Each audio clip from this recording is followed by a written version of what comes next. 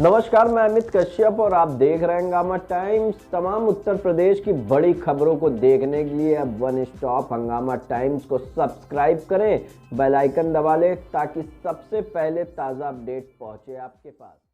देश की राजधानी दिल्ली में आज महा हिंदू पंचायत का भव्य आयोजन किया गया। सेव इंडिया फाउंडेशन और कई हिंदू संगठन द्वारा आज भारत बचाओ आंदोलन दोबारा किया गया, क्योंकि 8 अगस्त को एक बार 2019 में जिस तरह से भारत बचाओ आंदोलन सेव इंडिया फाउंडेशन की ओर से हुआ था, जिसमें विवादित बयान को लेकर कई प्रदर्शनकारियों को जेल की यातना भी सहनी पड़ी। आज फिर इस वक्त हम मौजूद हैं बुराड़ी मैदान में, दिल्ली के बुराड़ी मैदान में, जहां पर भव्य मैदान लगा है, जहां हिंदू महापंचायत के भव्य आयोजन करने वाले प्रीत सिंह है, जो आयोजन है करता है वो प्रीत सिंह। हमारे पीछे लोग खड़े हैं क्योंकि मुद्दे हैं जो 5 विषयों को लेकर यहाँ हिंदू पंचायत प्रीत सिंह द्वारा और कई हिंदू संगठन द्वारा की गई है। देखिए, घुसपैठ नियंत्रण कानून बनाने की मांग की जा रही है, धर्मांतरण नियंत्रण की बात की जा रही है, समान शिक्षा का अधिकार की मांग को किया जा रहा है, घुसपैठ नियंत्रण, मंदिर और कई मुद्दों को लेकर यहाँ पर भव्य आयोजन किया गया। अभी हम आपको वक्तव्य भी सुनाएंगे कि आखिर किस तरह के बयान, क्योंकि विवादित बयानों के लिए लगातार ये आंदोलन, ये पंचायत प्रख्यात रही है। लेकिन देखने की बात है कि आज इस महापंचायत में आखिर जो मांगे सरकार के समक्ष रखी गई है वो किस तरह से पूरी होगी। मोहम्मद रफी और गाना क्या था कि अप्रैल फूल बनाया तो उनको गुस्सा आया। हाँ, हमें गुस्सा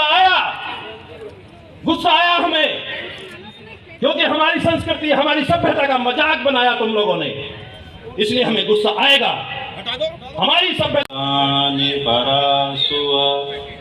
यद भद्रम तन्न आसुआ। ओम। मंच पर उपस्थित आदरणीय विष्णु के वक्तागण, विद्वत्गण, पत्रकार बंधुओं, साथियों, अगर आप लोग बैठ के थोड़ा सा ध्यान से सुनेंगे तो बात समझ में आएगी। जो भी क्रांतिकारी पीछे जितने भी साथी आए हैं वो कृपया अपनी अपनी जगह लेके बैठते रहे, एक एक हाथ की दूरी बनाएं और बैठना शुरू करें। पीछे कृपया व्यवस्था के अंदर समायोजन करें, व्यवस्था को बनाएं। आवाज नहीं आ रही, और जोर से जय श्री राम, वंदे भाई।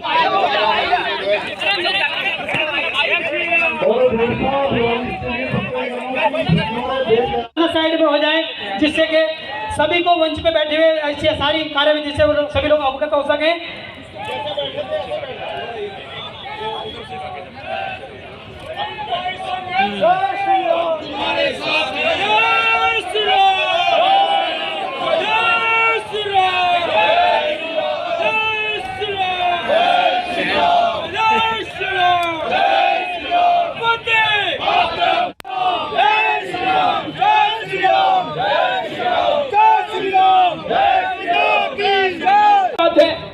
अब 75 वर्ष बाद जब इस तथाकथित स्वतंत्रता का अमृत महोत्सव देश मनाने जा रहा है, तो हमको पुनर्अवलोकन करना चाहिए हर मुद्दे का।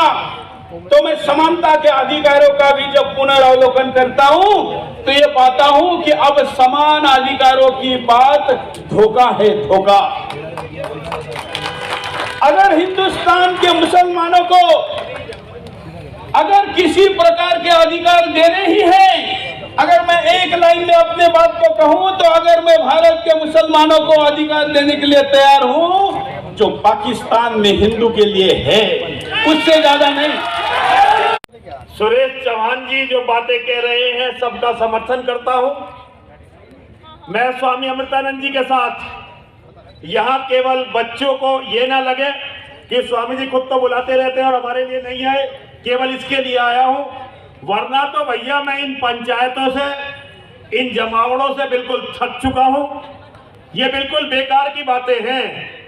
केवल बच्चे पैदा करो, केवल बच्चे पैदा करो। अभी जाओ और जो बच्चे पैदा कर सकते हैं बच्चे पैदा कर लो भाई, और अपने बच्चों को लड़ने के लायक बनाओ।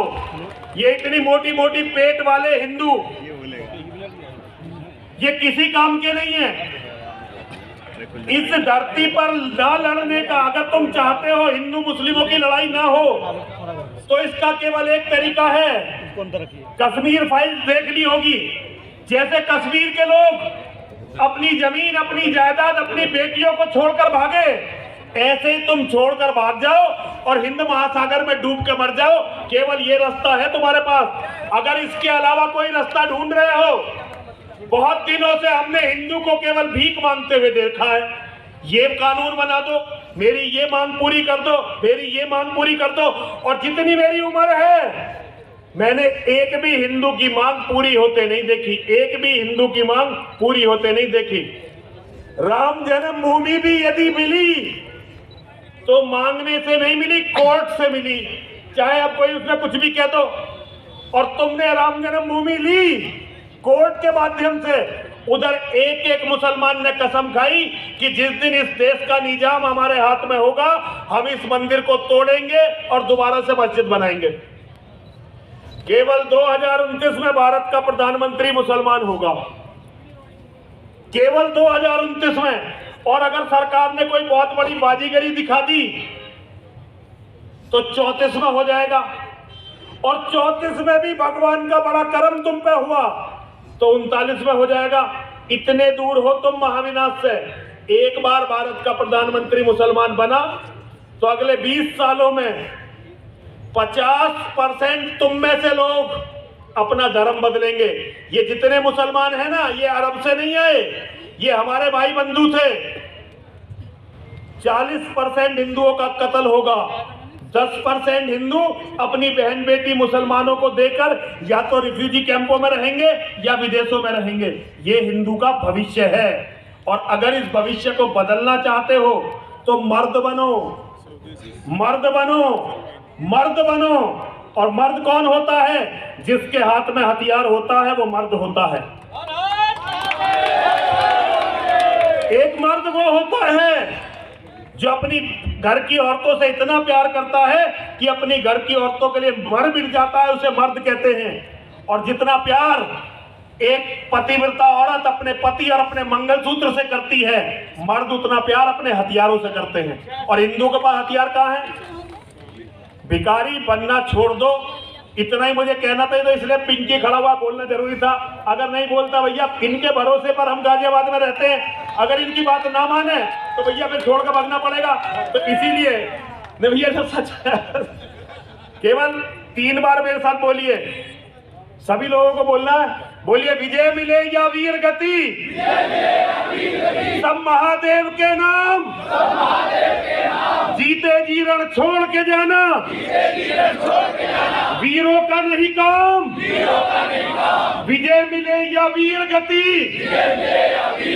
सब महादेव के नाम, जीते जी रण छोड़ के जाना, वीरों का नहीं काम। एक बार, आखिरी बार और बोलना है, और सारे बोल लेना। जितने तुम्हारी सबकी आवाज है ना, अकेले की आवाज उस पर भारी है।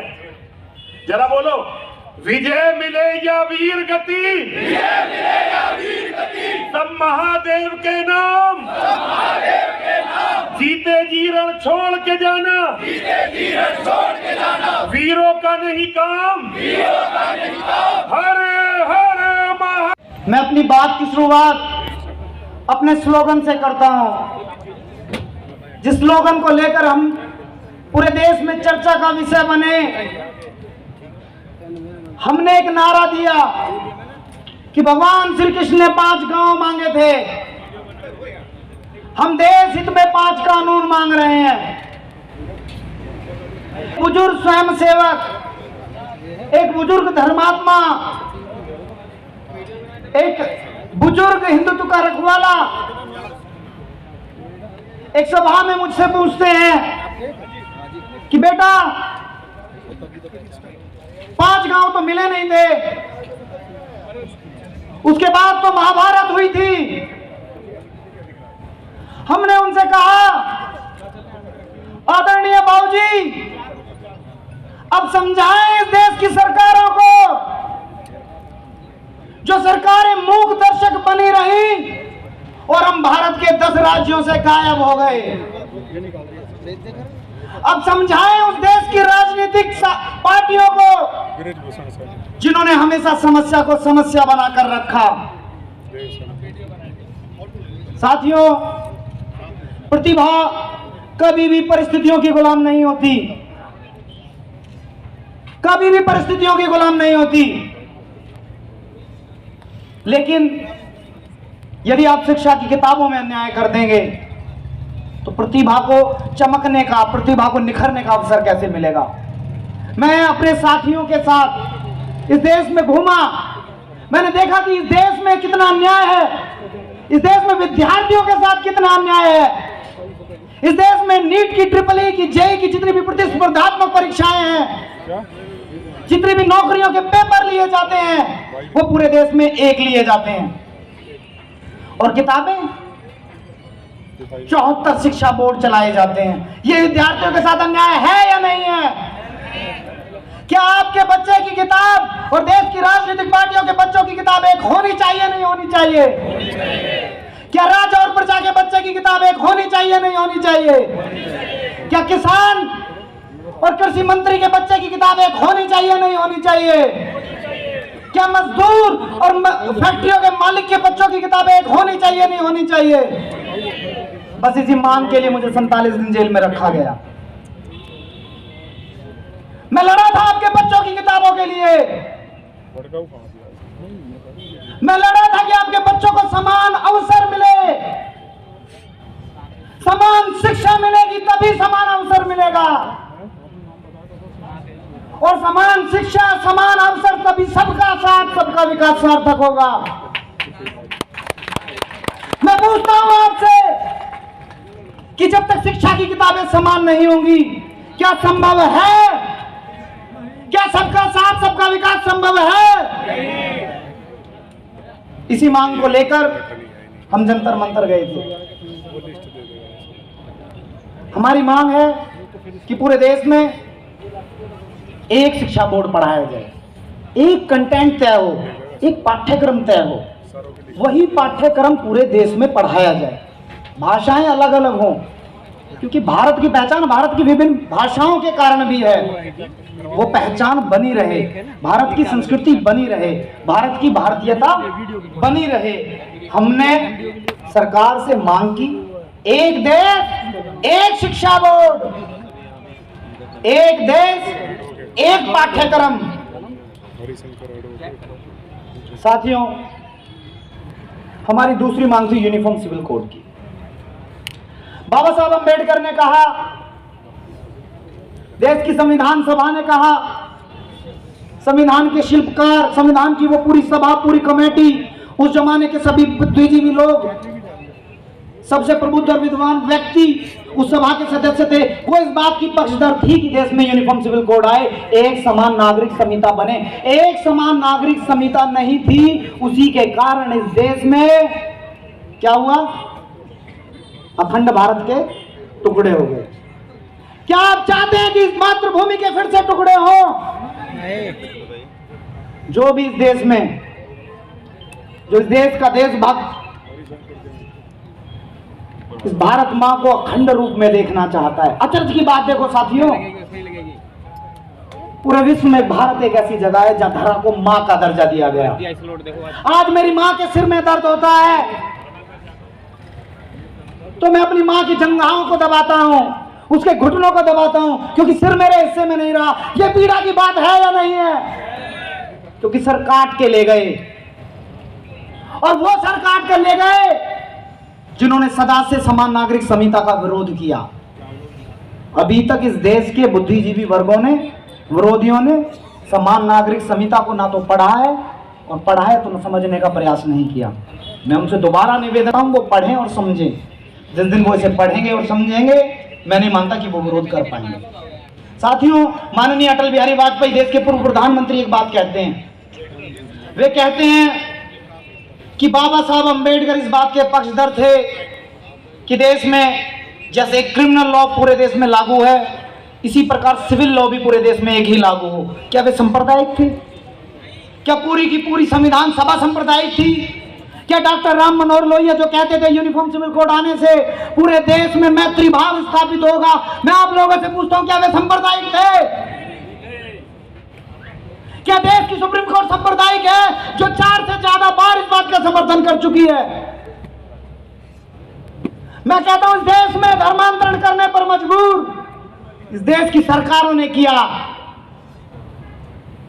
यदि इस देश में समान रूप से यूनिफॉर्म सिविल कोड लागू हुआ होता तो एक्टर धर्मेंद्र को धर्म बदलकर दूसरी शादी ना करनी पड़ती, हमारा पतन ना हुआ होता। उस समय का हजारों लाखों युवा उन्हें अपना आदर्श मानता था। तो सरकार की भागीदारी थी हमारा धर्मांतरण कराने में, संविधान की भागीदारी थी।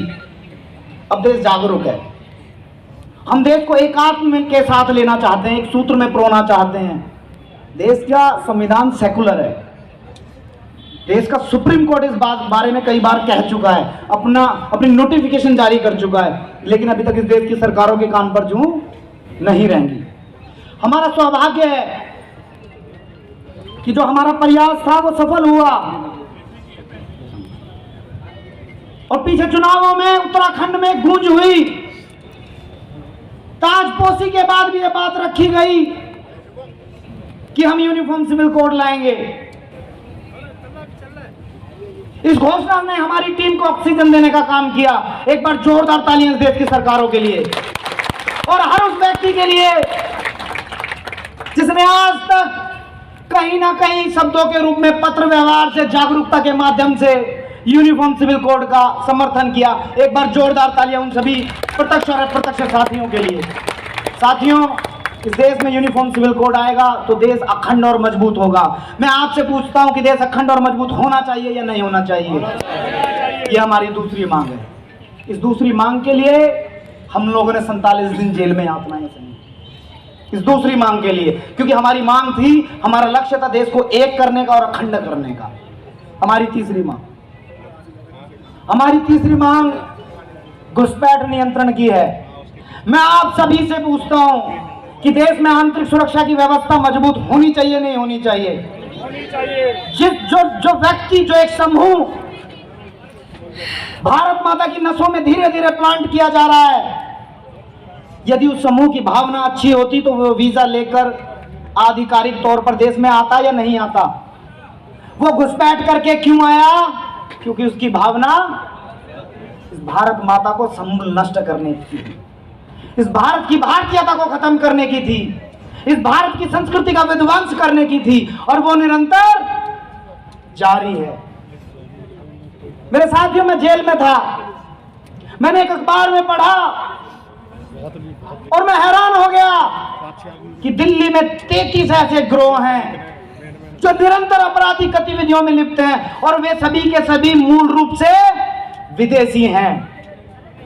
वो यहाँ अपराध बढ़ा रहे हैं, वो भारत की भारतीय का विध्वंस कर रहे हैं, वो वैश्विक पटल पर भारत की छवि को खराब करने का काम कर रहे हैं। ये वही लोग हैं जो जबरन रास्ता रोकने का काम करते हैं।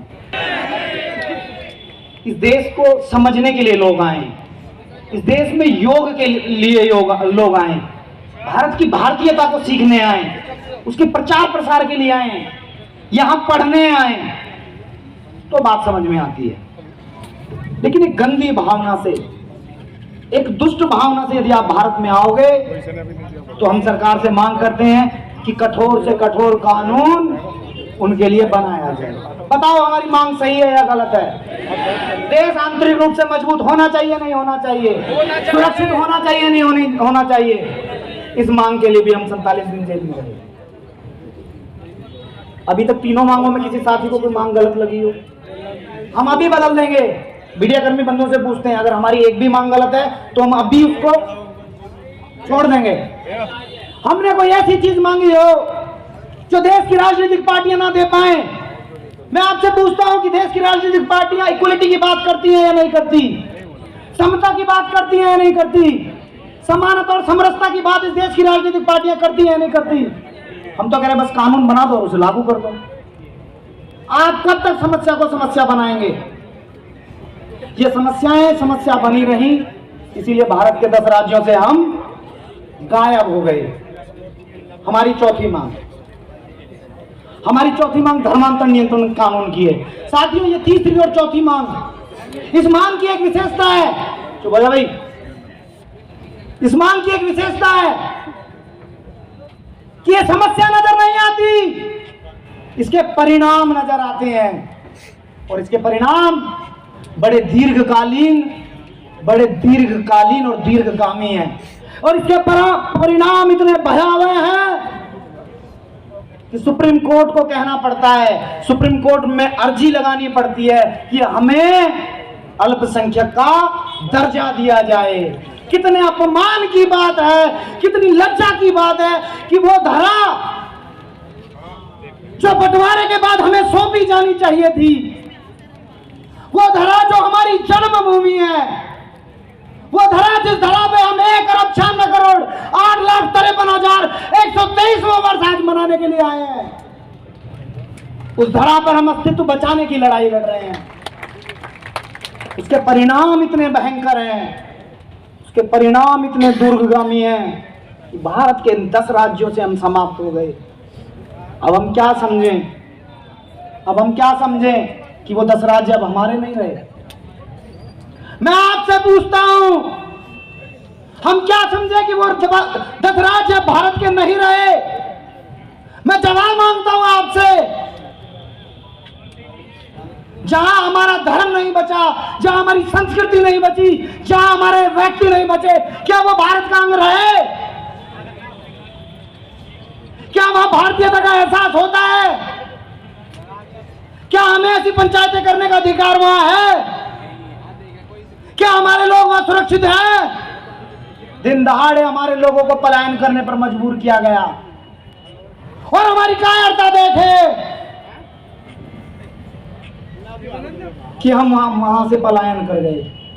सरकारों ने हमारा कोई सहयोग नहीं किया, और आज इस देश की युवा पीढ़ी उस अत्याचार को सिनेमा घर में देखकर रोती है और पीड़ित होती है।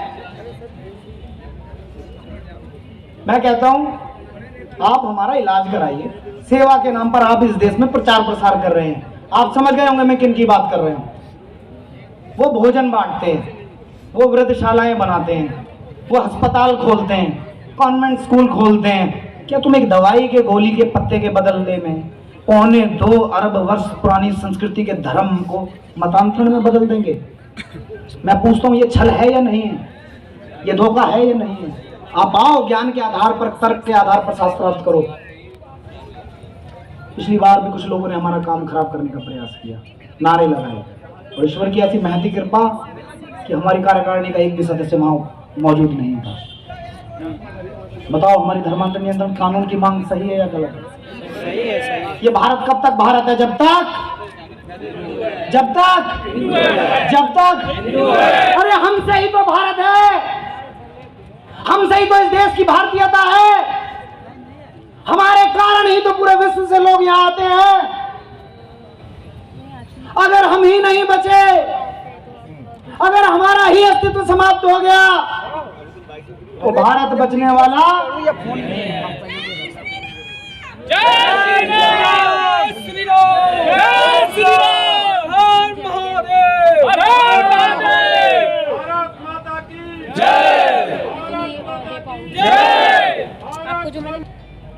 आप जवाब दीजिए। इस देश में मंदिरों की जमीन किसने दी? हिंदुओं ने।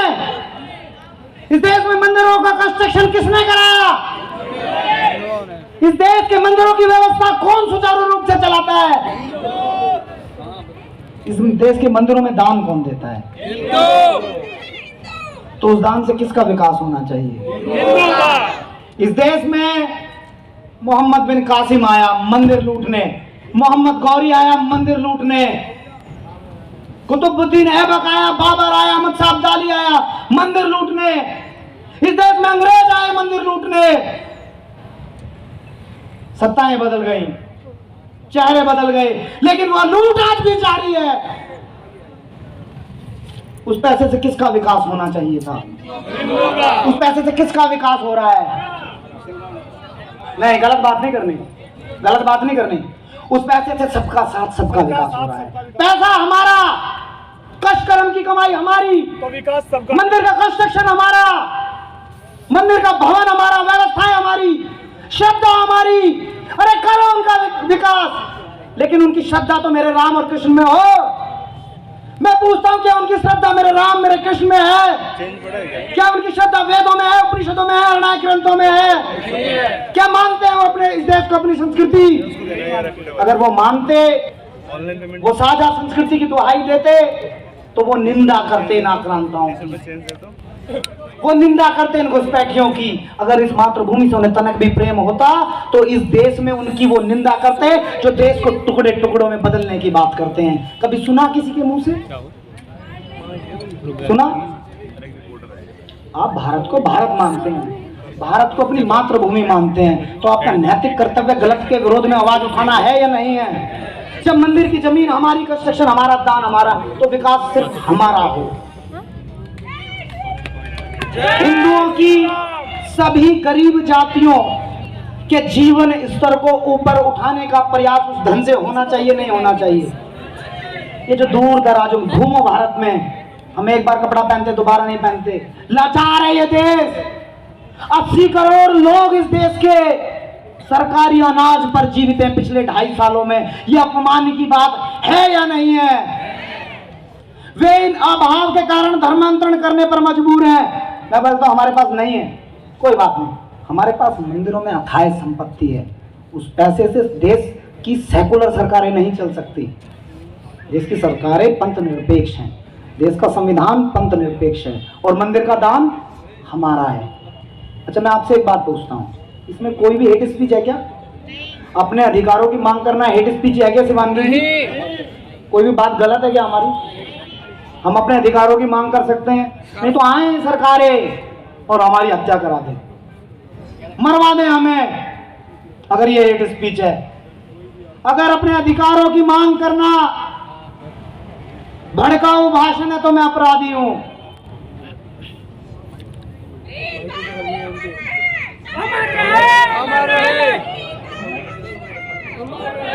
साथियों, मैं आपसे एक बात पूछता हूं, भारत, कोई बात नहीं, मार दिया तुमने, भारत की संस्कृति मंदिरों से जुड़ी है या नहीं जुड़ी है? भारत की संस्कृति गाय से जुड़ी है या नहीं जुड़ी है? गाय का कत्ल हो रहा है या नहीं हो रहा है? मंदिरों पर सरकारों का कब्जा है या नहीं है? तो भारत की संस्कृति का विध्वंस जारी है। यह विध्वंस रुकना चाहिए, नहीं रुकना चाहिए? बस इसी मांग के लिए हम जेल में रहे हैं।